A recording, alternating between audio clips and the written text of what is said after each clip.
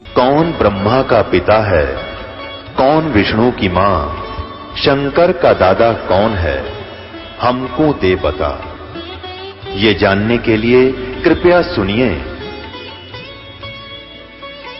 जगत गुरु तत्वदर्शी संत रामपाल जी महाराज के अमृत वचन सर्व पवित्र धर्मों के पवित्र शास्त्रों के आधार पर। और ज्यादा देर चड़स से पानी का सिंचाई से प्रयोग करते थे बैलों के द्वारा।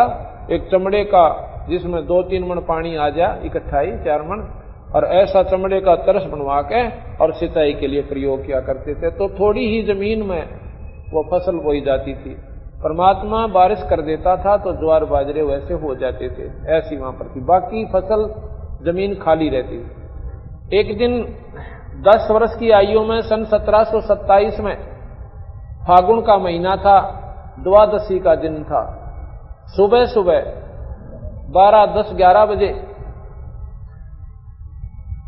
क्योंकि फागुन उतरते फागुन में तकरीबन गर्म से दिन आ जाते हैं। थोड़े थोड़े दिन में थोड़ी बहुत ऐसे धूप सी सुहान लग जाती है, थोड़ी तेज भी लग जाती है। तो वो क्या किया कि सारे पाली से उस दिन गर्म दिन था, उस एक जांटी के पेड़ के नीचे पाली बैठ रहे थे, गऊ चर रही थी। इतने में उन्होंने देखा कि एक भक्त राह चालता एक संत आने लग रहा है। वो कौन था? वो भगवान कबीर साहब थे। कबीर साहब टोपी सिर पे और छोटी छोटी दाढ़ी और धोती और कुर्ते में। ये कबीर साहब काशी के अंदर 120 वर्ष रह करके विक्रमी संवत 1575 में काशी के अंदर हजारों व्यक्तियों के सामने अपने शरीर को फूलों में परिवर्तित करके और अपने सतलोक धाम को चले गए थे। 1575 सन 1518 219 वर्ष के बाद वही शक्ति, वही परमात्मा कबीर साहब दोबारा छुड़ाने में आते हैं। अपनी सब शक्ति से प्रकट होकर आके बैठ जाते उन पाड़ियों के पास। पाड़ी पूछने लगे, भाई कहां से आ रहे हो, कहां जा रहे हो?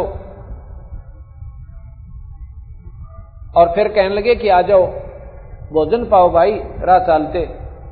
कबीर साहब कहने लगे, भाई भोजन मैं नहीं खाता, तो दूध पी ले। पहले अतिथि सेवा बहुत होती थी। राह चलते ने हाथ जोड़कर प्रार्थना किया करते थे, भाई खाने का समय, भोजन खा के जाइए। ऐसा ही बच्चों में संस्कार पड़ा हुआ था। तो वो कहने लगे, भाई दूध पी लेता है, जन्नू तो हम जान को नहीं। तो वो कहने लगे, कबीर साहब बोले, भाई एक बात करो, दूध तो मुझे पिला नहीं सकते। अकिया कैसे की आपने? हमारा बाल्टी ठोक जा दूध की, 150 गाय हैं, कम से कम 50 दूध दे हैं।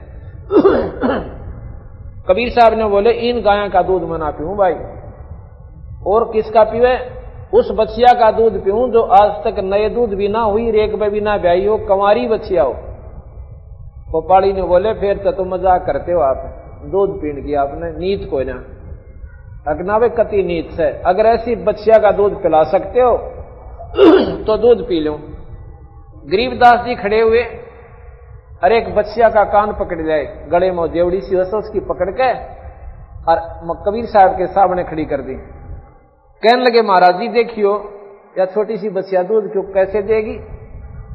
ना इसका बच्चा है, ना या कदे ब्याई है। कबीर साहब ने बोले, ये तुम्हारा लस्सी का बर्तन है ना, मटका छोटा सा, इसको साफ कर ले आओ। गरीबदास जी बोले, जी साफ करा दे रहा है, लस्सी हमने पी ली, रोटी लिखा, धोकर दर रखा कि लियाओ रे न ठाकर, और दरिश गऊ के नीचे, बछिया के नीचे रख दिया। और कबीर साहब ने ऐसे उस गऊ के ऊपर हाथ धर दिया बछिया पे। कहते इतने लंबे लंबे थन हो गए उस गऊ बछिया के, और दूध अपने आप झरन ला गया उसमें थना में से। बोल सतगुरुदेव की जय। जब वो बर्तन मिट्टी का छोटा सा मटका जिसने बरोला कह दे हैं, जब वो भर लिया अपने आप दूध बंद हो गया। पर वो थन जो के नो इतने लंबे रहे उसके, ये दिखाण खातिर कि गांव वाले नो ना सोचें कि उन्हें जादू जंतर कर दिया होगा। गरीबदास जी ने वो उठाया मटका, वो बर्तन, छोटा सा पात्र, और साहब को दे दिया। अकलो महाराज जी पी लो। कबीर साहब ने आधा पिया, राजा कहने लगा ले अभी पालियो, तुम पी लो। वो पाली बोले इस पाप के दूध ना पीवे, आया है तेरा क्या काट दिया दूध। गरीबदास जी बोले मन दे जी, आपका ये अमृत हमने कद कद मिला है। मुंह लगा के वो बच्चा 10 साल का बच्चा और दूध न पी गया। और पाड़ी वो सियाने पाड़ी थे, उसमें बड्डे भी थे, को 20 साल का, को 50 साल का बुढ़ा भी 40 साल का गेल था। वो उठ कर उड़े तो मुंह बनाकर 2 किला बजाकर वृक्ष के नीचे बैठे, 3 किला में फुरली साइड में। और गरीबदास जी और कबीर साहब वहां रह जाते हैं। कबीर साहब गरीबदास को समझाने लग गया, बेटा ये मनुष्य जन्म बार बार नहीं मिला करता, इसमें भगवान बजा करें। और देख भगवान नहीं बजेंगे तो ये गौ, ये बैल, ये गिद्दड़, ये कुत्ते, ये सुअर, ये वृक्ष, ये गंदी नाली के कीड़े, ये दुनियापन भोगनी पड़ेंगी। महाराज जी फिर ये कैसे मिटे हमारा दुख, कि भगवान का भजन करना चाहिए। वो कहने लगे भगवान का भजन तो हम खूब करें। कैसे करते हो कि सुबह उठा ना, अपने माँ बाप को कहते हैं राम राम, और कोई मिलता रास्ते में उसको भी कहते हैं राम राम भाई राम राम। कहने लगे नो नहीं भाई, राम राम कोई जपने का अक्षर नहीं है। अकोर जी अक नहीं, राम राम जैसे कोई बीमार ने नो कह दे भाई दवाई खाओ, दवाई ले ले भाई, दवाई ले। अब दवाई लेने के लिए जब हम जाएंगे केमिस्ट के पास, वो पूछेगा कौन सी दवाई भाई, के बीमारी है, उसका के नाम और नाम होता है वो दवाई का। अगदिनों को करे कैसे ही है भाई। हम राम राम क्यों कहते हैं? हम ये कहते हैं कि भाई राम है जो कुछ है, बाकी ये सब नकल सौदा है। हम राम राम का क्यों कहते हैं एक दूसरे को? राम में राम भाई, एक को कहते हैं ना राम राम, तो आगे वाला क्या उत्तर देता है? राम में राम भाई, राम ही राम भाई, कि जो कुछ है राम ही है, बाकी तो नकली सौदा है। इसलिए उस परमात्मा को याद करना चाहिए। कहने लगे जी न्यू तो हम भगवान कृष्ण की, रामचंद्र जी की कोई नौमी राठ मनाते हैं, अगना इसके मनाने से भी काम ना चले। ये तो एक वैसे आपको याद कि जो जैसे कृष्ण जन्माष्टमी, रामनवमी, ये तो उस परमात्मा की याद का प्रतीक है, आत्म कल्याण नहीं। इससे कहता है जी हम और के जपा, मंदिर में चले जाते हैं भगवान शिव जी के, में फलाने गांव में सदुलेड़ा में वह माथा टेक का उसमें पानी चढ़ा दें, भले पुरुष पत्थर की मूर्ति पर पानी चढ़ाने तक दे, आत्म कल्याण होया करे। आप पर मूर्ति बना ली, आप पर भगवान बना मान लिया, परमात्मा अपने अंदर से बेटा। और इस प्रकार नाम से प्राप्ति होगी। अब इसे बूंदे शरीर में, इसमें तो महाराज जी हाड मांस लहू थूक बेस्टा ढीड, इसमें भगवान की तो था। गरीबदास जी प्रश्न करते हैं, बंदी छोड़ कहते हैं कबीर साहब, जैसे हाड चाम की देह में अमृत दूध सरवंत, और गरीबदास गठपिंड में भाई ऐसे है भगवान। जैसे गऊ में वही शरीर है हाड और मांस का, और देखो उसमें दूध भी उसका मांस है भाई, कितना अमृत दूध निकलता है। इसी प्रकार जिस प्रकार वो प्रक्रिया गऊ में हुई, पहले वह नए दूध हुई और फिर उसको बच्चा हुआ और फिर दूध की बाल्टी ठोकने लाएगी, ठीक इसी प्रकार पूरे संत की शरण में जाइए, उससे नाम लीजिए, और नाम इस प्रकार तेरे घट में वो परमात्मा प्रकट कर देगा, नाम बिना नहीं होगा। तेनू बोला जी ठीक से भगवान विष्णु और शिव जी का नु कहते हैं वहां लोग बहुत बढ़िया हैं, महाराज जी मैंने वो नाम दे दो जो मैं वहां से ला जा। गरीबदास जी महाराज को कबीर साहब ने बताया कि कोट जन्म तन भरमत हो गए, कुछ ना हाथ लग्या रे, तो कुकर सोकर खरबा बोरे कौआ हंस बगारे। कोट जन्म तू राजा की ना मिटी ना मन की आशा, और भिक्षक हो तू दर दर हांडा तो मिला ना निर्गुण रासा। इंद्र कुबेर ईश की पदवी ब्रह्मा वरुण ध्रुमराया, तो विष्णुनाथ के पुर को पहुंचा और फिर उल्टाए आया। कोट जन्म तन मरत्या हो गए जीवित क्यों ना मरे रे, और 12 मद महल मठ बोरे बहुर ना दे धरे रे। दोजक भीष सभीते देखे राजपाट के रसिया, और 3 लोक से तरपति नाही ये मन भोगी खसिया। सतगुरु मिले तो इच्छा मेटे पद मिल पदे समाना, और चल हंसा उस लोक पठाऊं जो आज अमर स्थाना। 4 मुक्ति जा चंपी करती माया होरी दासी, और दास गरीब अभय पद पर सभाई मिले राम अविनाशी। कहते हैं ये विष्णु के लोक में तो करोड़ों बार जा लिया, और स्वर्ग में असंख्यों बार जा लिया, इंद्र का राजा भी तू हो लिया, यहां पर राजा हो लिया, देवराज इंद्र तू बन लिया। भैया बिरान मिटी ना मिटी, जन्म मरण नहीं मिटा तुम्हारा। आका महाराज जी, तो गीता जी में बताओ लिख रखी है। एक पंडित जी सुनावा था, एक दिन मैं बैठ गया थोड़ी देर उसके पास, उसमें भगवान कहता है कि अर्जुन जन्म मरण ना मिटा भाई, तेरे मेरे गणे जन्म हो रही है। तो महाराज कबीर साहब कहते हैं कि भाई फेरी साधना का लाभ भी क्यों हुआ, जब बड़ा बिरान मिटी ना मिटती। एक बार स्वर्ग चले गए, फिर नरक भोग लिया, फिर 84 के धक्के खाओ।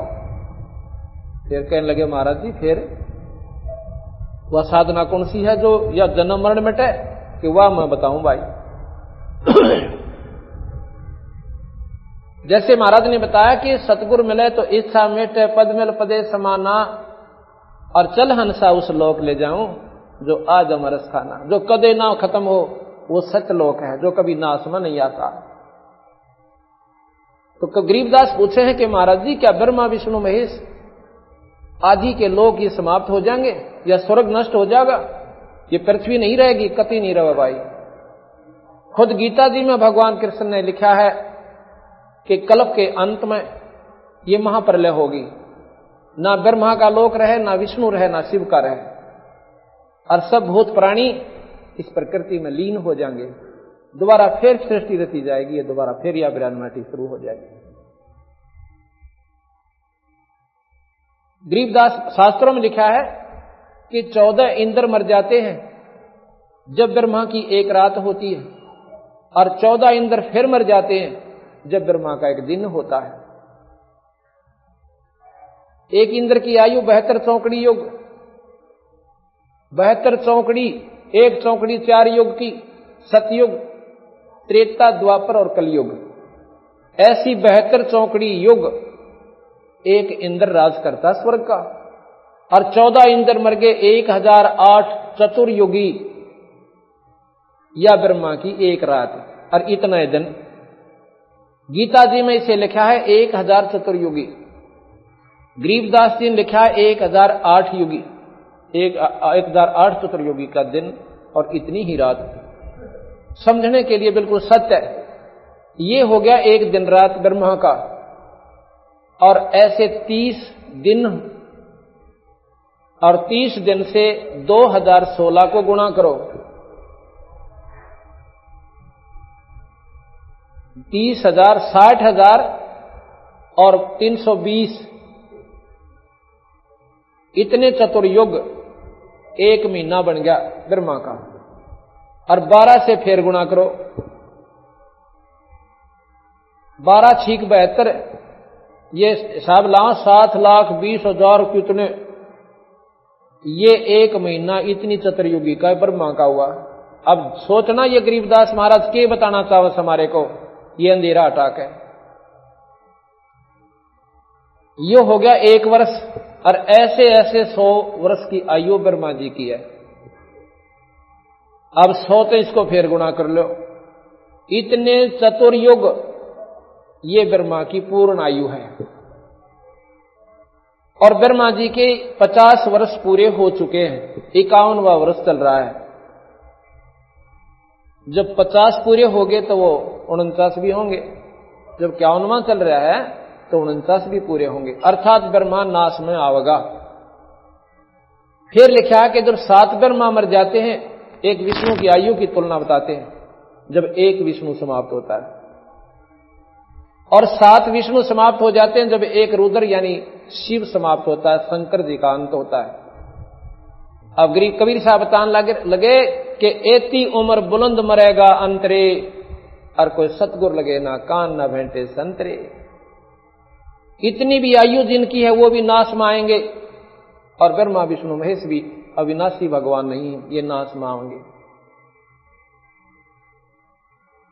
अब ये बात सोचने जोगी है, हम इनको अविनाशी भी कहते हैं। कैसे अविनाशी हैं? जैसे हमारी आयु की तुलना में ये अविनाशी हैं। जैसे सीजनल कीड़े, अब बारिश के महीने में गजाई देखी, इतनी लंबे लंबे पतले पतले कीड़े हैं, उनका सैकड़ों टांग होश हैं, और वो एक हफ्ते में बच्चा का ढूल आ देती हैं। इतना ढेर बना ले, उड़ा धरती भी ना दिखती, और एक हफ्ते के अंदर वो सारी खत्म भी हो लेती है। अगर वो तुलना करती है कि मनुष्यों की आयु कितनी है, कि इनके 24 घंटे का एक दिन और 30 दिन का एक महीना और 12 महीने का एक वर्ष और 100 वर्ष की नहीं आयु। अब ये गणना करनी भूल जाती है कि ये कद मरते होंगे, ये तो मरे कोई नहीं, तो अविनाशी है। पर हमने बेराम कितने का विनाशी है, हमारी भी टिकट कटेगी, तो 100 साल के भी होकर जाए। इसी प्रकार हमारी तुलना उन देवताओं की आयु के सामने कीड़े मकोड़ों के समान है, लेकिन मरेंगे वो भी नहीं, तो फिर गीता जी का ज्ञान गलत हो जाता है। तो बंदी छोड़ भगवान कबीर साहब ने बताया कि 4 मुक्ति जहां चंपी करती। गरीबदास जी ने पूछा कि महाराज जी गुरु प्रहलाद कहते हैं वो तो पार हो गए। अगर नहीं बेटा, वो भी पार ना हुए, वो स्वर्ग में है, और कल्प के अंत में स्वर्ग नष्ट होगा। वो भक्ति जब समाप्त हो जाएगी, उनका कमाई खत्म होगी, वो गर्धरो प्रहलाद आदि भी दोबारा फिर स्मृत मंडल में नए सिरे भक्ति शुरू करेंगे, और फिर उनका सूत बैठे भक्ति का, ना बैठे कोई बड़ी बात नहीं है। फिर कहने लगा महाराज जी फिर ये तो बूंदा काम से, कद मारे कैसे सूत बैठे? अकमा बताऊं कति आसान। 4 मुक्ति, ये चौथी मुक्ति प्राप्त हंस से ब्रह्म धरु और प्रहलाद कहते हैं 4 मुक्ति जहां चंपी करती माया होरी दासी, और दास गरीब अभय पद पर से वो मिले राम अविनाशी। वो परमात्मा, वो राम, वो अविनाशी भगवान मिले भाई। वो कौन है? वो सतपुरुष है, वो पूर्ण ब्रह्म है, वो सतलोक में रहता है, वो कभी नष्ट नहीं होता, और उस सतलोक से ही ये सारी सृष्टि उत्पन्न हुई। ये आपको कल सुनाएंगे सृष्टि की उत्पत्ति कैसे हुई और हम यहां क्यों दुख पाए, इसका उद्देश्य क्या था। तो गरीबदास महाराज ने बोले जी मेरा तो यह बात समझ में नहीं आती, हमने की तो सुनी नहीं है बातें जो आप बता रहे हो महाराज जी। वैसे गलत नहीं मानते हम, क्योंकि संत जब कह रहे हैं तो हमारे सामने इतनी बुद्धि नहीं है कि आपकी बात को हम अस्वीकार करें, परंतु यह बात समझ में मेरे तांती नहीं, हमने सुनी नहीं किता। तो कहने लगे महाराज जी, गरीबदास जी कहें कि इतना बढ़िया लोक सत महाराज जी मुझे दिखा सकते हो? अगर दिखा सकता हूं, पर भैया सिर दड़ की बाजी है। अगर जी सिर भी आपका और यो दड़ भी आपका। और मैंने फिर कहने लगे भाई उपदेश लेना पड़ेगा बेटा, नाम लेना पड़ता, अगर इब्बा दे दो। महाराज जी ने उपदेश दिया, कहने लगा ध्यान लगा शरीर में, अब तुझे वो सतलोक दिखाता हूं। महाराज अपनी शक्ति से कबीर साहब इस जीव आत्मा को निकाल के और ऊपरले मंडलों में ले गए। वहां का शिव का लोक दिखाया, विष्णु का लोक दिखाया, ब्रह्मा का लोक दिखाया, माता का लोक दिखाया। स्वर्ग के अंदर के हालत से प्राणियों की वहां के काम हो रहे हैं वो सारे दिखाए। गणेश का लोक दिखाया, और फिर सारे जो वहां पर नरक दिखाया, वहां जीवों की के हालत से। और फिर वो निरंजन दिखाया जो 1 लाख जीव रोज यहां पर खाता है, जिसके लिए हमारे को यहां पर नकली सांग में उड़ जाके गिर रखा है। वो निरंजन दिखाया उस 21वें ब्रह्मांड के आखिरी लोक में, वहां जाकर देखा उसका विकराल रूप। कबीर साहब की शक्ति के सामने वो निष्क्रिय हो गया। तो वहां से महाराज गरीबदास जी को सतलोक लेकर गए। सतलोक में जाकर जो सुख देखा, उन हंसों से मिले। इधर से क्या होता है कि गरीबदास महाराज का शरीर निष्क्रिय हो गया, जो समाधि लग जाती है, ये शरीर मृत समान हो जाता है, ना इसमें सांस आवे। दुनिया ने सोचा कोई अनजान आदमी के खत्म हो चुका। इतनी देर में वो पाड़ी जो दूर बैठ गए थे 2-3 घंटे बाद आते हैं और कहते हैं रहो गरीब, खड़ा हो गरीबू। और गरीबदास महाराज ऐसे अपना सिद्धासन लाके अर्जों बैठे हैं, आंखें खुली हैं और ऊपर न ध्यान ऐसे लगा रखा, लेकिन वो आत्मा उसमें नहीं थी, वो शरीर दरिया था, रखा हुआ था। उन्होंने आके अलाया रहो, खड़ा हो भगत जी, देखा को नहीं, आसन लाके बैठ गया। जा तेरी गौ 3 घंटे घेर दी है, इब तन्ने घेरनी पड़ेगी, तो गिर देता है, बेरा पटेगा। ऐसे हाथ लगाया तो वो गिर जाता है। वो रोने लग गए सारे। अगो बाबा जी बिरने के पे आ गया, छोरे ताई बांध देता है, और यू तो मर गया भाई। भाग लेते हैं, 1-2 गौओं के पास रहा, वहां रहे, और 2-3 गांव भगा दिए कि जल्दी ला, गांव वाले ने बुलाकर। और गरीबदास कह दियो गरीबू मर गया। उन्हें जाते ही गांव में बता दिया। गांव छोटा सा गांव होता था, पहले छोटे छोटे गांव थे, आज से 250 वर्ष पहले की बात है, 300 वर्ष पहले की। तो गांव में जाते ही सारे के सारे गांव के लोग इकट्ठे हो गए। इतने बड़े जमींदार के, और एक का लड़का वो मर गया, तो सारे गांव में करलाट मच गया। माता पिता ने सुनते बेहोश हो गए। अब गांव वाले बोले भाई कुछ ना बने, चलो लाश ने संभालो। तो सबको लेने के लिए बलराम जी को होश में लाए, उसकी मां को भी होश में लाए, और समझाया भाई ये तो होनहार से ना कोई रहा ना कोई रह पावे, अब तो इसका अंतिम संस्कार करना ही पड़ेगा। रोते पीटते वहां पर चल पड़ते हैं। वहां पर गए, लड़के का जो शव पड़ा हुआ था वहां उसकी अर्थी बनाई, और फिर वहां से जनाजा लेकर चल पड़े। गांव में लाए, उधर से करोथा में संदेशा भेजा कि ऐसे ऐसे वो लड़का आपका गुजर गया है, क्योंकि भाईचारा उनका यही था, वहां तो अकेला ही परिवार था। घोड़ा पर 2-3 व्यक्ति आए, 1 घंटे में आ लिए, और 1 घंटे में वापस लेकर 2-4 व्यक्तियों को मौजूदों को उनके घर वालों को चले गए। शाम का समय हो गया, 5-6 बजे से जो है अंतिम संस्कार करना चाहा। चिता का ऊपर गरीबदास जी के शव को रख दिया, और अग्नि लगाने की चेष्टा ही कर रहे थे, इतने में वो सारी लकड़ी ऐसे हिलने लगी, और एकदम जो महाराज जी के ऊपर बंधन बांध रखी थे रस्से उस अर्थी पे, अपने आप टूट गए, और बंदी छोड़ गरीबदास जी सत साहिब कहते हुए खड़े हो जाते हैं, बोल सतगुरुदेव की जय। और उठ के वो क्या बोलते हैं, ना तो किधर भाई ने पछाने, ना पिताजी ने, और ना ही माता को, ये बाणी बोलने लगे। गांव वाला ने सोचा भाई छोरे के वो दूध दाद पिलाया था ना उस बिना ब्याही हुई बच्चिया का, और वो बाबा जी को मंत्र पढ़ कर पिला गया इसको, ये बावड़ा हो गया। चलो भाई बावड़ा तो हो गया, पर माता पिता का सहारा तो बनाए रहेगा, इसका सहारा ये दिन काट लेंगे अपने। महाराज जी बोल रहे हैं वो परमात्मा के बारे में जानकारी, और वो के जाने अनजान आत्मा उस परमात्मा ने, और वो कहते हैं ये बावड़िया कहने लगे।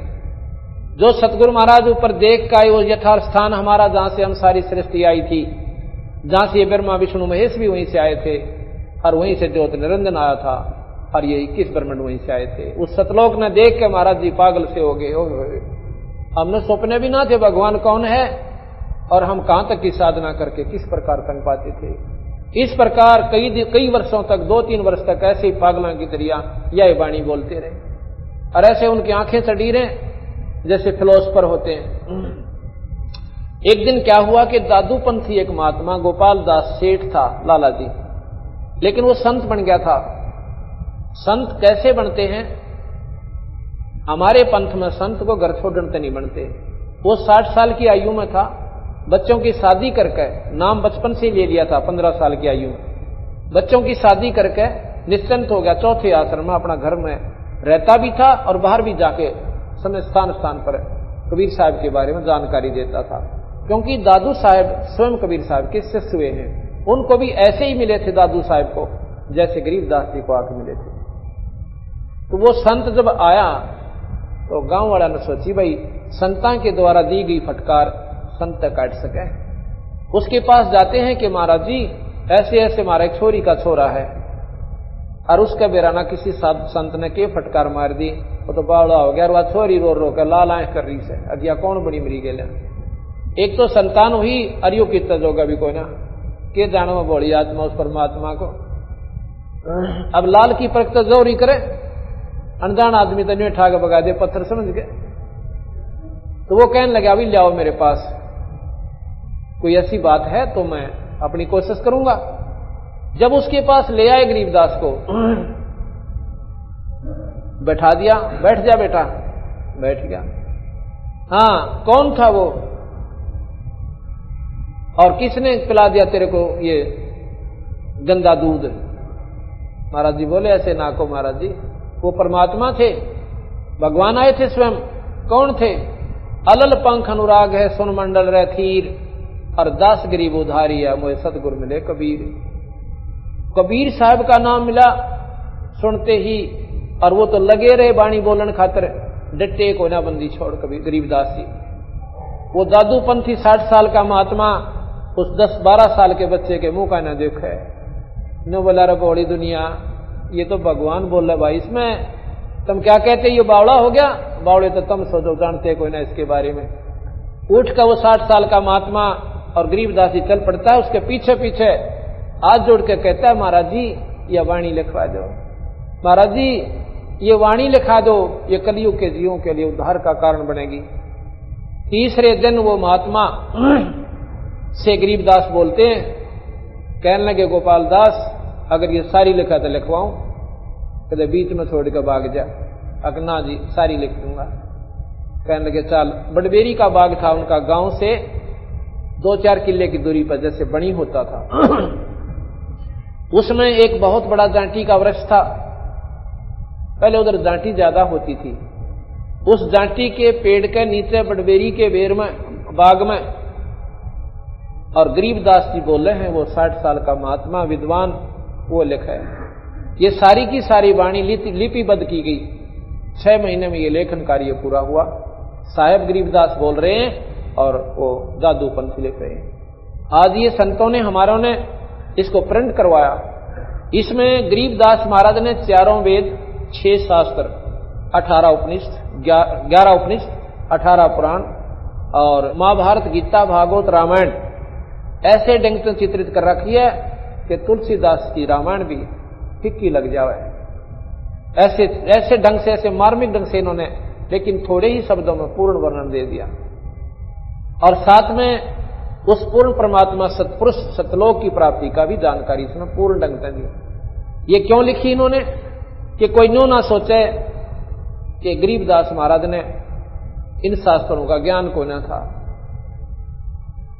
पंतांजलि का योग शास्त्र उस अनपढ़ महात्मा ने, गरीबदास महाराज ने, भगवान ने ऐसे ढंग से लिख रखा कि योगी सिर मारते, क्योंकि वह स्वयं ईश्वर थे। उन शरीर के अंग अंग छान के इसमें लिख रखे। एक 104 साल के महात्मा योगी रामानंद जी महाराज जी, और बहुत तगड़े शास्त्रों के जानने वाले, उनके साथ योग मार्ग को ऐसे ढंग से चित्रित कर दिया कि वो 104 साल का महात्मा और कबीर साहब के 5 साल के बच्चे के पाया में पड़ गया। कबीर साहब के, अब कबीर साहब और गरीबदास जी, ये 2 दिन आपको ये नाम सुनने को मिलेंगे। और साथ में एक पात्र होगा ज्योत निरंजन, जो आपके लिए कति नया होगा। ये तीनों अक्षर आपके लिए नए होंगे। और बाकी हमारे 3 पात्र और होंगे, ब्रह्मा विष्णु महेश, ये आपके सुने सुनाए होंगे। इनकी महिमा भी आपको ज्यों की त्यों बताई जाएगी, जो कि आज तक हम शास्त्रों में पढ़ते और सुनते आए। इन्होंने क्या किया है कि इन शास्त्रों का निष्कर्ष निकाला और यह भेद दिया कि ये 3 लोक के भगवान से भाई ब्रह्मा विष्णु महेश, यही शास्त्र बता रहे हैं। लेकिन 3 लोक की क्या साधना है और किस विधि से श्रेष्ठ साधना इनकी आप कर सकते हो, जो अन्य आप साधना करते हो वो मुक्ति की नहीं है। ना शिवलोक प्राप्त कर सकते, ना विष्णु लोक प्राप्त कर सकते, और ना ही आप आत्म कल्याण करा सकते। इन भगवानों की साधना भी आप गलत करते हो। आप क्या करते हो, जैसे अभी बताया था कि तीर्थ पर जाते हो, मंदिर में मूर्ति बना के उस पर पानी डाल देते हो, वहां भगवान नहीं से भाई, ये धोखा तुम्हारे साथ अनजानपने में किया हुआ से। किसी पूर्वज हमारे अनपढ़ होते थे, किसी अनजान से वो पूछ रहे थे ज्ञानी विद्वान से कि भगवान कैसा होता है महाराज। 1 बार पूछा, 2 बार पूछा, उसने सोचा ये तो कान खा लेंगे। उस विद्वान ने केकरा कि भगवान विष्णु का साधक था, तो विष्णु जी की मूर्ति बना के, जैसा भी वो अपने दर्शन करता था उसके अपने नाम साधना से, वो आकृति मिट्टी की बना दी और फिर वो रख दी कि भाई ऐसा है वो मेरा भगवान। ये भगवान विष्णु के 4 भुजा बना दी, आत्मा शंख गदा चक्कर दे दिए, और यो सब इसने माथा टेक, मैं इसकी आदर करता हूं। आदर के लिए स्वयं माथा टेकते थे वो संत, और उनको भी बता दिया कि भगवान ऐसा हो सबाई। और फिर उसकी पूजा शुरू होगी, फिर वह पत्थर की बन गई। उस पत्थर की मूर्ति पर पानी चढ़ने लग गया, पतासे चढ़ने लग गया, उसको भोग लाने लग गया। महाराज के ये तो उनको इसलिए बताया था परमात्मा ऐसा होता है, लेकिन उसको पाने की विधि ये नहीं है कि उस मंदिर में पानी डालने जाओ। जैसे बच्चा स्कूल में पढ़ता है, उसको दिखाते हैं आ का आम, आ का आम आ अक्षर की जानकारी और साथ में आम का चित्र।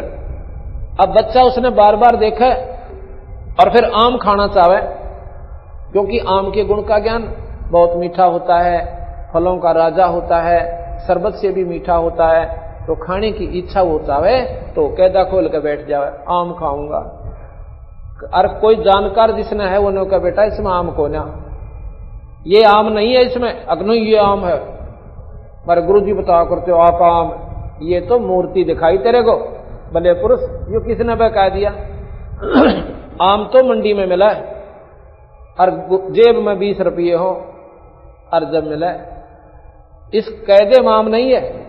इसी प्रकार पत्थर में परमात्मा, उस मंदिर में भगवान नहीं है, वहां उसका चित्र है। उसने 100 बार देख सकते हो और लाख बार देख सकते हो, आदर भी कर सकते हो, पर आत्म कल्याण को ना। जिस प्रकार आम खाने के लिए जेब में पैसे हो और मंडी में जाकर आम नाम से पुकारे, आपको पैसे के बदले में वो आम मिले। इसी प्रकार संतों के पास जाओ, आपने नाम ने दे और नाम की तुम कमाई करो, और उस धन के बदले में वो परमात्मा के जो गुण तुम गाया करते थे, सुना करते थे, वो आपको आभास हो, और फिर वो परमात्मा के गुण आपके सामने खड़े हो जाए, आपने सुख मिले। क्या बात ही समझ में ना आती, ले बताए मूर्ति की पूजा का खंडन कर दे। खंडन क्या किया? ये तो यथार्थ बता दी कि इसमें ऐसे है, किसी भी ने आज तक मूर्ति पूजा करके भगवान पाया हो नहीं। कोई कहते हैं कि फलाने ने पत्थर में दूध पिला दिया था, उसने अपनी कमाई भक्ति से पिला दिया था, तुम पे आगे दिखाओ। उस नाम की कमाई से उस मालिक ने आप इसमें प्रकट कर सकते हो, इसमें प्रकट कर सकते हो। जैसे प्रहलाद ने लाल खंभे में प्रकट कर लिया, क्या वह पूजा करने जाता था? क्या मंदिर में पानी डालता था? पर हम अंधे हुए बैठे थे, वह अनजान साधना न जल्दी कर ले। गरीबदास जी महाराज कहते हैं पीतल ही का थाल है, पीतल का लोटा, एक मांझ दो का पीतल का थाली ले ली और उसको ऊपर लोटा धर लिया पानी का जल भर के। अन्य कहते हैं जड़ मूर्त को पूजते आवेगा टोटा। आध्यात्मिक मार्ग में फेल हो जाओगे तुम और गधे की दुनिया में जाओगे, लग 84 होगे। पत्थर कहते हैं पीतल चमचा पूजिए जो थाल परोस है, और जड़ मूर्त किस काम की मत रहियो भरोसा है। अब बताओ इसमें खंडन क्या कर दिया? सच्चाई है तो ढूंढो भगवान उसमें है, या हम बताएं आप नाम लो आपको भगवान दिखाएं? कहीं तो ठिकाना हो। तो इसलिए भाई सच्चाई सच्चाई रहती है। तो इस प्रकार की जानकारी गरीबदास जी महाराज ने इसमें दी है। और ये भगवानों की भी साधना करनी है, इनकी भी हम तो ठीक नहीं कर रहे। आप जाते हो कहां पर? कावड़ लेने के ताई।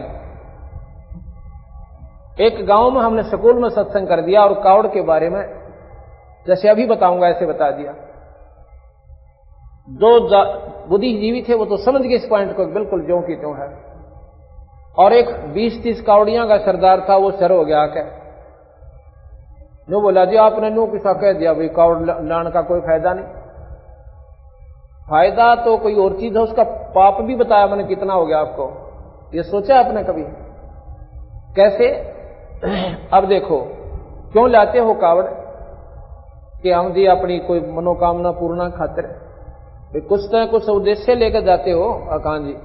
फिर कहां?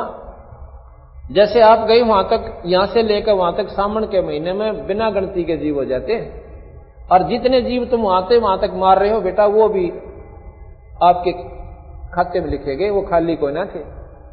और क्या लाए? पाइया गंगा जल 1-2 किलो ले आए हो गया आगे पाछे लटका के। ये भगवान शिव के लोक तक गंगा आती है और वो भगवान शिव जी पाइया गंगा जल का प्यासा कोई ना, वो भी कभी नहीं प्रसन्न इन कामों से जो तुम कर रहे हो। ये गलत साधना आपकी। बोला यूं क्यों करे? अभी बताता हूं। 1991 में एक बार ऐसे ही सावन के महीने में बहुत तगड़ा वहां पर जमघट तो हो जाता है। जो अच्छे साधक थे भगवान शिव के, कति अटूट श्रद्धा के लोग, वो कहां जाते? नीलकंठ के दर्शन ताई, जो कि हरिद्वार से भी आगे बताते काफी ऊंचे पर। तो 30-40 किलोमीटर आगे चल के और काफी पहाड़ की ऊंचाई पर भगवान शिव जी का नीलकंठ नाम से एक मंदिर बना रखा है, और वो एक पहाड़ के ऊपर स्थित है। उसके आगे काफी लंबा चौड़ा चबूतरा परिसर सा बना हुआ आंगन सा है। तो उसमें पेपर में आई थी यह सारी विस्तृत जानकारी, और उस समय हम 1988 से मैंने ये बंदी छोड़ का मार्ग ले लिया था। पहले हम भी यही साधना करते थे। उस पेपर ने सुनकर आंखें तासु बंद नहीं हुए हमारे। दुनिया तो सिर्फ न सोचती होगी भाई बड़ी माड़ी बनी, लेकिन हमने पता चला कि वो अनजान साधक थे। क्या हुआ कि सारी रात वो भगवान की शिव की साधना करते रहे, उनकी आरती गाते रहे, और ठीक सुबह 3-4 बजे से क्या कहते हैं कि वो मंदिर नीलकंठ ही गिर गया, वो पहाड़ टूट गया। क्यों? क्या हुआ कि उस पहाड़ के ऊपर स्थित था, उस पहाड़ के साथ में पानी झरने का बह कर निकलता रहा। किसी ने पता चला कोनी नीचे से उसने कति खोखला कर दिया, और वो कुछ ऐसा झटका सा लगा कि वो पहाड़ भी और नीलकंठ का मंदिर भी कहते हैं वहां गिर गया, टूट गया। वो सारे शिव के साधक कहते हैं कम से कम 1500-1600 आदमी तो उड़े मर गए। उसी पर इतना बुरा हाल कहर हुआ था, उसमें देखा भी नहीं जा था, अखबार देखने भी दिल नहीं कर रहा था, इतना कालजा कांपा था। बाकी जो बचे खुचे वो वहां से भाग लिए तो ऊपर गिर लिए, नो सीधे कलेन सरक गए कि पहाड़ भी कहीं गिर टूट गया, कदे उरे ना खिसका हुआ। तो नीचे ने लक्ष्मण झूला ये पुल बने हुए हैं, इनकी तरफ न फंस गए, कुछ उरले पुल का नहीं, कुछ दूसरे, क्यों रास्ते वहीं थे दो। तो इधर के लोग में भगदड़ मच गई कि जल्दी से पार हो जावा, कहीं ये पहाड़ उरे ना खिसकावे। जो भाग रहे थे उन्हें देखकर और भाग लिए। क्यों भाग लिए? कि पहाड़ टूट गया, पहाड़ टूट गया भाई, कति घना नाश हो गया, अनर्थ हो गया, वहां तो बहुत दुनिया मर गई। भाग लिए जी। उधर से लोग सुबह 6-7 बजे न्योन तो निकलने लाग रहे 6 बजे से। तो वो पुल पे इधर से भागने वालों की भगदड़, न्योन से आने वालों की जनसंख्या, वो समूह बीच में जा कट गया। इधर वाले से पूछे रहे क्या हो गया, क्यों भाग रहे? तो वो कहते हैं पहाड़ टूट गया। पिछले बताता है, अगला सुना रहा क्या हो गया, पहाड़ टूट गया। अगले ने सुन गया कि वो पुल टूट गया। तो जब इतनी भगदड़ यहां मच रही है, इस सब कोई गड़बड़ हो रही है, तो आगे नोन वाला ने सुन गया कि पुल टूट गया। वो इधर भागने की सोचे कि तुम बीच में आगे ना नोन जान दोगे ना इधर जाने दोगे, और वो इधर भाग रहे हैं, बीच में फंस गए और इतना जोर लगा रहे हैं कोई इधर कोई इधर। कहते हैं उसमें लिखा था सैकड़ों व्यक्ति बूढ़े और बालक तक नीचे कुचल दिए, 100 आदमी तक नीचे दबकर मर गए, उठे नहीं गए। बाकी जब वो कति जाम लाग गया तो बीच में सुनने वालों ने सुन दिया कि पुल टूट गया। कहते हैं सैकड़ों आदमी गंगा में दांक मार गए कि ये न्यों का न्यों पड़ेगा और हम तोड़े मरेंगे बीच में दबकर, कि मैं हो सकता आत्मा मार कर बची जाऊं। ये पूर्ण विस्तृत जानकारी उस पेपर में आई थी। अब भगवान गरीबदास महाराज की वो बात मेरा रह के याद आवा है कि गलत साधना से भगवान शिव जी विराजी को ना अमरनाथ की यात्रा पर गई थी वो श्रद्धालु आत्माएं जो भगवान शिव के दर्शन खातिर गई थी, और वहां पर के कहर हुआ था, बर्फ में दबकर मर गए सैकड़ों हजारों व्यक्ति। अगर भगवान शिव इन साधना से राजी हो, क्या इस कहर ने टाल नहीं सकता? तो इसलिए भाई यह गलत साधना आप करते हो, परमात्मा कति राजी नहीं है। ना किसी शास्त्र में, गीता जी में भगवान कृष्ण कहता है ये मनमुखी साधना तुम्हें सत्यानाश का कारण बनेगी। अब ना तो हम गीता जी को मानते और ना ही रामायण के उस नाम के ऊपर आधारित के कलयुग केवल नाम धारा सुमर सुमर न उतरो पारा, वो भी छोड़ दिया। मेरे जैसे ननजान ने क्यों मेरा बता दिया, उसके पाछे बाज लिए। फिर देखा देखी, कहां जाते हो? कि कावड़ लाऊंगा मैं भी लाऊंगा। फिर उसने नौकंगे 2 जोड़ा करते हैं, और डरा दिया, जोड़ा ना करे तो मर गया। क्यों? एक कबर मार ले से इंसान वाण जान में। फिर न्यों का भाई 4 लाओ जब गना फायदा, अगला गेड़ा करना कितने जाएंगे? तो महाराज जी के बैठ के भजन तक कराना जाता, और ये कोड़ी खुबात में गाटा जोड़े बैठे थे। उससे भी ज्यादा लाभ आपको एक नाम से मिल जाए तो जरूरी है उस कावड़ को लाना। तो वो 20-30 आदमी और बैठे थे वहां पर। फिर उन्होंने कहा भाई देखो सोचने जोगी बातें हैं, वो अपने अनाड़ीपने से तो इसको स्वीकार करो या इसका अस्वीकार करो, वो तुम्हारी अपनी मौत से, पर किसी शास्त्र में दिखा दो इस साधना का कितना प्रमाण होता मान लेंगे। और गीता जी में भगवान कहे है कि मनमुखी साधना आपका सत्यानाश का कारण बनती है, ये तुम्हें 184 में ले जाती। बताओ, ना तुम गीता जी को स्वीकार करते और गीता जी की महिमा गाओ देश तंगनी, तो मेरी महिमा तो बात नहीं, उसका अनुसरण आपने करना पड़ेगा। तो इसलिए बंदी छोड़ भगवान गरीबदास महाराज ने ये जानकारी देने के लिए ये इतने बड़े ग्रंथ साहब की रचना करनी पड़ी। कति अनपढ़ और इसमें विद्वान फेल हो जाते हैं उनकी वाणी के सामने। सभी शास्त्रों का ऐसा निचोड़ काट दिया, उनको कति सुचारू कर दिया। जैसे विष्णु पुराण में लिख रखा है कि विष्णु जी सृष्टि के बनाने वाले हैं, रचना करने वाले, और इन्होंने शिव और ब्रह्मा की उत्पत्ति की। ये शिव पुराण मेरे पास रखे, अक्षर पढ़नी हो तो विष्णु पुराण पढ़ लेना। और फिर विष्णु और कहते हैं ब्रह्मा और शिव की उत्पत्ति स्वयं भगवान विष्णु ने की अपने सहयोग वास्ते। विष्णु पुराण में लिखा है कि विष्णु शिव जी जो है सब देवनपति देव है और सारी सृष्टि का रचने वाला यही है, और ब्रह्मा और विष्णु इन्होंने ही बनाए हैं। ब्रह्मा पुराण में लिखा कि ये प्रजापिता है और शिव और ब्रह्मा विष्णु इन्होंने ही बनाए हैं। शक्ति पुराण में लिखा है कि ये जगत जननी है, ये जगदम्बा है, ये तीनों देवताओं की मां है, ब्रह्मा विष्णु महेश की ये माता है, और यही सारी सृष्टि की रचने वाली है। अब गरीबदास जी महाराज कहते हैं भाई जब शास्त्र तो है सारे और उनका लेखक भी एक ही है, व्यास जी ही गीता जी का लेखक, व्यास जी ही 18 पुराणों का लेखक, और सुख सागर आदि का ये व्यास जी ही लेखक है। अब गरीबदास महाराज ने सारे शास्त्रों को एक ऐसे मोड़ पर जाकर धर दिया। एक ऐसी कहानी हम आपको कल सुनाएंगे जिसमें ये सारे के सारे शास्त्र अपने आप सुलझ जाते हैं। ना ब्रह्मा बड़ा रहे, ना विष्णु छोटा रहे, ना शिव में कोई कमी पावे। उसकी एक ऐसी विधि भी तो उन्होंने बताई है, जब हमने उस मूल का बेड़ा पाटेगा जब पता चलेगा ये कौन शक्ति है और कहां से उत्पत्ति हुई और क्या ये इनके काम है और कैसे ये हमें लाभ देते हैं। तो वो सृष्टि रचना हम आपको कल सुनाएंगे। सबसे पहले कल सृष्टि रचना शुरू होगी और उसमें पूरा विवरण दिया जाएगा। आज आपको सत्संग के माध्यम से और आदि पुराण गरीबदास महाराज जी का शुरू कर रहे हैं। इसमें रामायण भी, महाभारत भी और शिव पुराण भी, बहुत कुछ आपको सुनने मिलेगा और बहुत आनंद आएगा। अभी 10-15 मिनट के बाद आज रेस्ट करेंगे, पहले सुनिए। आदि पुराण। गरीब नमो नमो सतपुरुष को, नमस्कार गुरु कीन, शुर नर मुनि जन साधुआ, संतों सर्वस दीन। ओंकार अपार समूलम, नाद बेंद बिन है अस्थूलम, सतपुरुष को सिरजी माया, शब्द स्वरूपी रूप बनाया। सतपुरुष ने माया बनाई, सतपुरुष ने या शेरा वाली माता की उत्पत्ति की। सतपुरुष को सिरजी माया, शब्द स्वरूपी रूप बनाया। इस माई का शब्द से रचना की सतपुरुष ने। ये तो मोटी मोटी सी बता रहा हूं आपको। संख लोचनी संख ज्ञाना, आद अनादि पुरुष का जाना। मन से सिरजी मनसा नारी, उपजी माया आद कुमारी।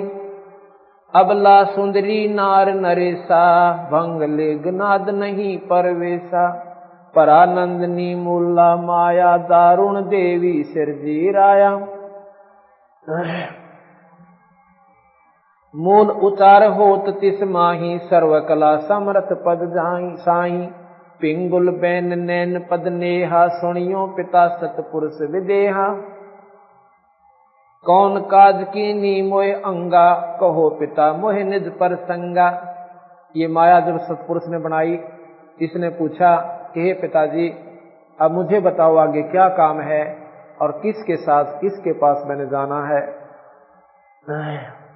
कौन काज कीन्या मोय अंगा, किस लिए मुझे बनाया, मेरा शरीर आपने किस लिए बनाया पिताजी। कहो पिता मोह निज पर संगा, कहा पुरुष जद बतन बिचारी। कीर्ति लोक रतो संसारी, बोले पुत्री अति अधीना।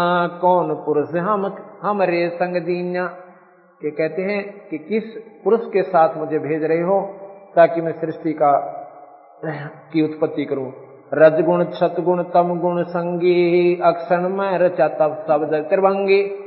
के कबीर साहब ने ये 3 गुण और 5 3 गुण इस माई को दे दिए, रजगुण सतगुण और तमोगुण। ग्रीब त्रिभंगी तीनों कला, ब्रह्मा विष्णु महेश। सतगुण रजगुण तमोगुण ये घट घट में परवेशो। सतगुण विष्णु जी हैं, रजोगुण ब्रह्मा है और तमोगुण शिव है। कहते हैं इस माया ने इन तीनों की उत्पत्ति की। कैसे की? पुत्री मस्तक शीस नमाया, अंजन मंजन लेप चढ़ाया। रैसी माया बदन विनोदम, ज्ञान ध्यान उपजे परमोदम। बटक बीज पिंडल विस्तारा, इंद्री 5 25 लारा। मन गुण कर्म मा शान सब दीन्या, रजगुण सतगुण तमोगुण बीन्या। कमल नैन कमलापति रानी, 14 भवन भरे जल पानी। कल्प करी जद मूला माया, ता पानी में अंड उपाया। जलमिल करण कमल पर संगा, कमल माही जलमिल किरण कमल पर काशा, कमल माही ब्रह्मा का बासा। ओंकार बीज उत्पाती, उपजे ब्रह्मा सत के नाती। दंड कमंडल ब्रह्मा लाए, योग 36 कमल भरमाए। जुग 36 धरे जा ध्याना, भंवर गूंज में भया दीवाना। तप तप ब्रह्मा वचन सुनाया, ब्रह्म रोह शिक्षा पद पाया। किलियम मूल मंत्र मन माला, ओम शब्द रचे चित्रशाला। कच्छ मच्छ कूर्म और शेषा, धौल धरणी की न्या परवेशा। चंद्र सूर तारायण तेजम, लोक दीप फुलवाड़ी तेजम। के उस माया ने किस प्रकार ये लोक आदि बनाए। अब विस्तृत जानकारी देंगे, ये तो वाणी सुना रहा हूं आपको। शरजे ब्रह्मा विष्णु महेशा, ओंकार की या परवेशा। शेष नाल जद ब्रह्मा आए, मंत्र भेद दिया गौराए। ग्रीब मूल मंत्र निज शब्द है, जाका ये विस्तारे। अंत कोट ब्रह्मंड है, रचे जो सर्जनहारे। 184 रूप लखाया, ऐसा ध्यान धरा मन माया। किन्नर भूत पिशाचर दाने, स्वर नर मुनिगण गंधर्व जाने। इंद्र कुबेर वरुण धर्म राया, एक शब्द में सकल उपाया। शेषा नारायण पद पर से, अचराचर हृदय में दर्शे। अष्टकुली पर्वत पाषाणम, अष्टपदवी नाग बखाना। 900 नदी 89 नाला, 18 भार रचे बनमाला। 3 कोट तीर्थ गए नारा, सुन सागर का वार न पारा। स्वर्ग मृत्यु पाताल बनाए प्रथम स्वर्ग मृत्यु पाताल बनाया, प्रथम पूज गणेश्वर राया। माता कह सुनो रे पुता, तुम जोगी तीनों अवधूता। त्रिगुण रूप धरा जद माया, ब्रह्मा विष्णु महेश बुलाया। मोको वरो पुत्र त्रिपुरारी, मैं हूँ माया आदि कुमारी। तीनों पुत्र कहते हैं बाता, कौन पुरुष है तुम्हारा माता। रहनी गहनी जाकी बतलाओ, सुन माता हमें पिता लखाओ। बोले माया आदि कुमारी, हमारा वचन सुनो त्रिपुरारी। त्रिपुरारी 3 लोक के मालिक। पृथ्वी ऊपर धरे न देही, गगन मंडल में वो पुरुष विदेही। माता आदि ज्ञान गौरावे, पिता तुम्हारी दृष्टि नहीं आवे। गृह पिता पुरुष परमात्मा मान, निर्वाणी नीतंते। पुरुष विदेही आदे है, नाम गाम नहीं पंथे। मैं अष्टंगी हूँ सत्य स्वरूपा, अंत कोट गुण ज्ञान अनूपा। माई कहती है कि मैं अष्टभुजा की अष्टंगी हूँ और अंत कोटों के ब्रह्मांड का अनंत कोट गुण ज्ञान अनूपा, यानी मेरे जो शक्ति है, मेरे अंदर जो गुण है वो सबसे ज्यादा है। ओम आदि बीज फल मोरा, श्यावत्री लक्ष्मी भई गौरा। ब्रह्मा विष्णु महेश्वर वरिया, पुत्री पुरुष किए नर हरिया। ब्रह्मा विष्णु महेश्वर साथा, माता ही का राख्या नाता। जाकू देख जगत सब भूला, एक अग्नि एक चूल्हा। अंधकार गुण किया परेरी, सोही माता सोई चेरी। सतपुरुष निर्गुण निर्वाणी, संख कल्प युग जोग ध्यान। सतपुरुष निर्गुण निर्वाणा, संख कल्प युग योग में ध्याना। संख कल्प युग गए बिहाई, ब्रह्मा समाधि अखंड लगाई।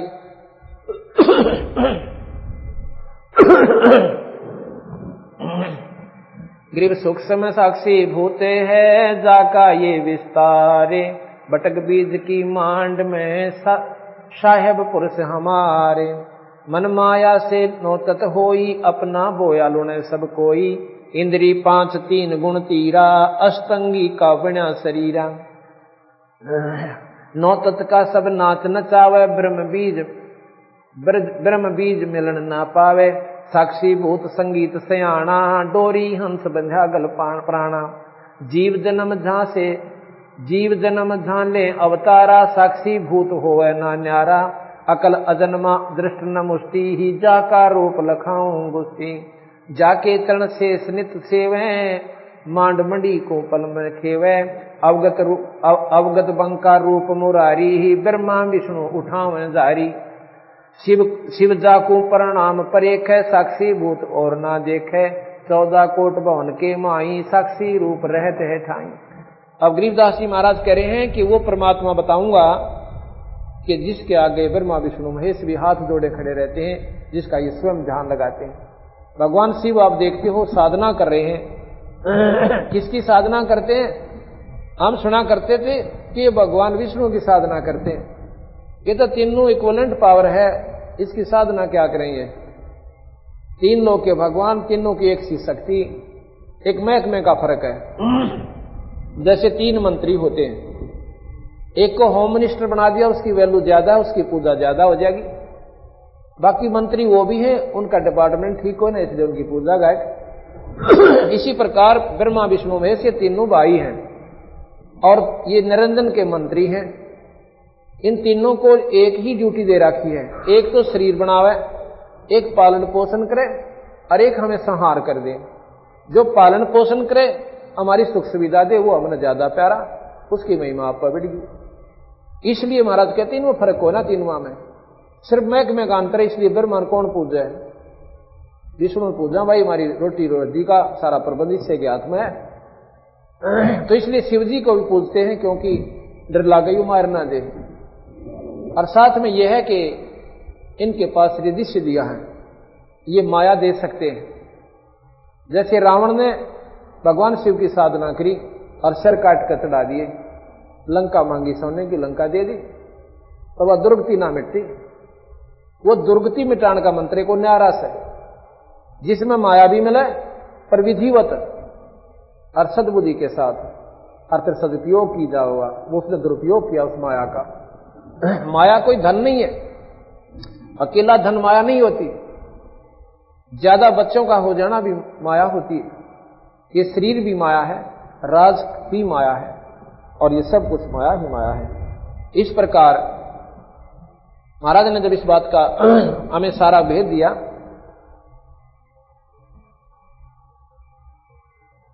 तो उन्होंने बताया कि ब्रह्मा विष्णु महेश ये 3 लोक के भगवान हैं। इन तीनों के कर्तव्य बता दिए, और इसमें ये बता रहे हैं कि जाकू शिव जाकू प्रणाम परेख, भगवान शिव भी जिसको नमस्कार करता है, और साक्षी भूत रहे नहीं देखे, 14 कोट भवन के माही साक्षी भूत रहे सब ठाई। अवगत बंका रूप मुरारी, और ब्रह्मा विष्णु उठावे जारी। यानी उनसे ऊपर की एक शक्ति है। जैसे डीसी के सामने प्रधानमंत्री मुख्यमंत्री आ जावे, तो वो डीसी उस मुख्यमंत्री की अटैची पकड़ता है। लेकिन ये भी नहीं कह सकते डीसी में कोई पावर को ना, लेकिन उस मुख्यमंत्री का आगे वो बहुत छोटी शक्ति हो गया। और प्रधानमंत्री आ जावे तो मुख्यमंत्री वो डीसी वाला काम करे। इसी प्रकार ये 3 लोक के परमात्मा ब्रह्मा विष्णु महेश, 21 ब्रह्मांड का मालिक है ज्योत निरंजन, जिसको वेदों ने ब्रह्म की संज्ञा दी है। इससे ऊपर एक परब्रह्म शक्ति है जो 7 शंख ब्रह्मांड का मालिक है। नील पद्म शंख, 7 शंख ब्रह्मांड का मालिक वो परब्रह्म है, और असंख्य ब्रह्मांड का मालिक है वो पूर्ण ब्रह्म परमात्मा। रोज सुना करते कि ब्रह्म कभी पार ब्रह्म और कभी पूर्ण ब्रह्म। हम हार के क्या करते, ये विष्णु जी ब्रह्म, ये पूर्ण ब्रह्म और ये पार ब्रह्म। नहीं, महाराज गरीबदास जी कहते ऐसा नहीं, तुम्हारे सुनन में समझन में फर्क है। डीसी कहो एक तरफ से, तो और डीसी ने न्यो को यू है मुख्यमंत्री और फिर को यही प्रधानमंत्री।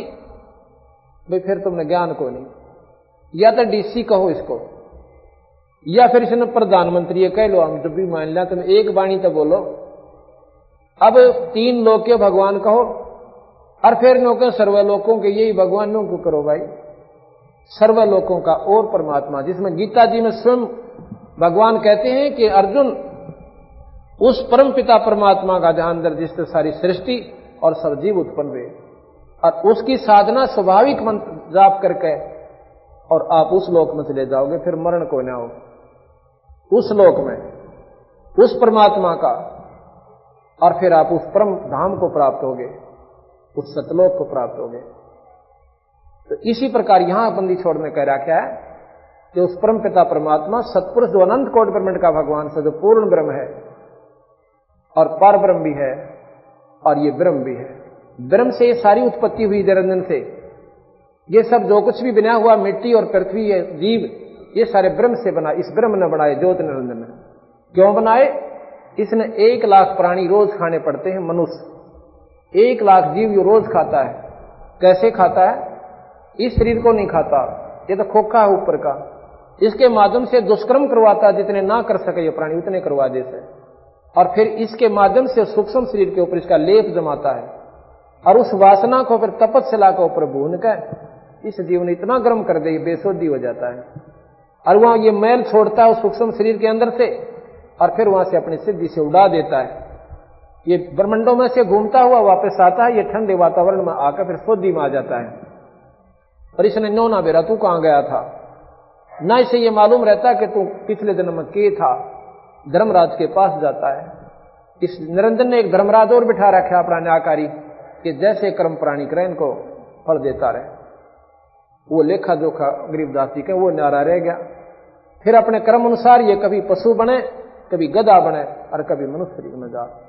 तो शरीर जीव मरता नहीं, ये अमर है, लेकिन ये मरणते भी गुंडा, कभी गधा बन गया, कभी कुत्ता बना, कभी कुतिया की दुनी होगी, कभी टांग कट गया, कभी कैंसर होगी। ये मनुष्य शरीर में कौन सुखी? किसी का एक लड़का था वो मर गया, किसी का जवान लड़की का पति मर गया, और 24 घंटे बूतड़ खाने में ये प्राणी अपने जीवन को बर्बाद करके चला जाता। तो यहां ये बताना चाहते हैं बंदी छोड़ के ये निरंजन जो स्वरूपी निरंजन ये आपको धोखा दिए बैठे हैं, और साथ में इसने ब्रह्मा विष्णु महेश को भी धोखा दे रखा है, क्योंकि यथार्थ ज्ञान गुप्त कर दिया और इस गलत शास्त्रों का प्रचार यानी अपने तक सीमित शास्त्र ही यहां पर प्रचारित करवा दिए। तो इस बारे में कल आपको सबसे पहले हम ये सुनाएंगे। आज सत्संग फिर होगा, आज थोड़े से हम लेट हो गए थे इसलिए क्षमा चाहते हैं। तो हम कर जैसा कि अभी प्रकरण चल रहा था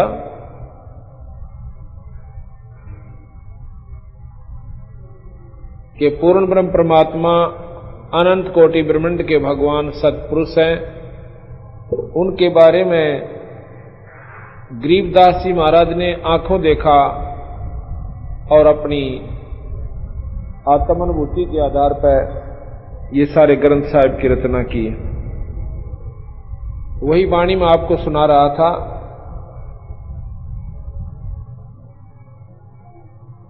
ग्रीव गगन मंडल में पुरुष है, दृष्ट मुष्ट से न्यारे, कोट ज्ञान से भिन्न है, पंडित करो विचार। श्वेत वर्ण सब साहेब शुभ रंगा, जा में उठे अनंत तरंगा।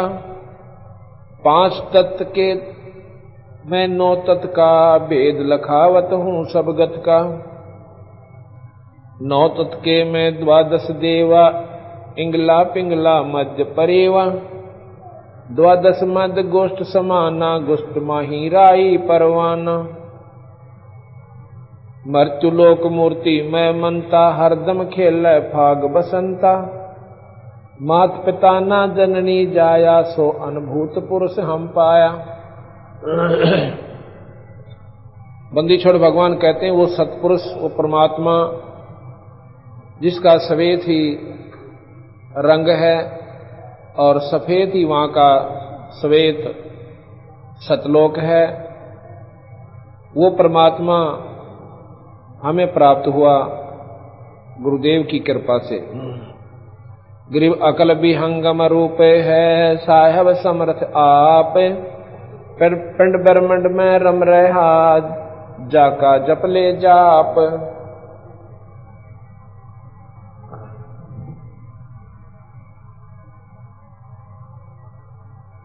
जैसे गुड़ी उड़े सुन माही, खेल खिलारी डोर बंधाई, असमानी उद्गार उड़ावे मंदा चल से नीचा आवे। कि सूरत का अभ्यास बताते हैं कि जिस प्रकार पतंग उड़ाया जाता है और पतंग ऊपर चला जाता है किस आधार पर, एक डोरी से, इस प्रकार वो डोरी उसको उड़ा भी रही है और विधिवत चला भी रही है। अगर वो डोरी ना रहे तो वो पतंग ना जाने कित का कित जाग रहे हैं।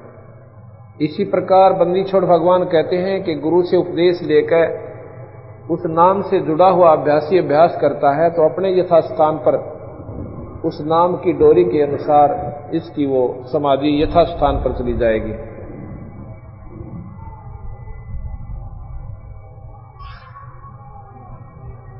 नाम की महिमा बंदी छोड़ बताते हैं कि पृथ्वीला प्रतीक्षणा देवा, तो इस मन का लखै न भेवा। सर्वाधिक में बैठे जाई, 14 भवन पलक फिर आई। सो तो मन के हाथ बेकाना, भौर बहे हैं शुक्र समाना। जो लोग मनमुखी साधना करते हैं उनके बारे में बंदी छोड़ महाराज कहें, कोई तो तपस्या कर लेता है, कोई अन्य साधना करता है, ये सब मन ने इनको भ्रमित कर रखा है। कभी स्वर्ग में चले जाते हैं, जैसे सुखदेव जैसे योगी अपनी साधना करके और स्वर्ग चले जाते थे और स्वर्ग से फिर वापस आ जाते थे।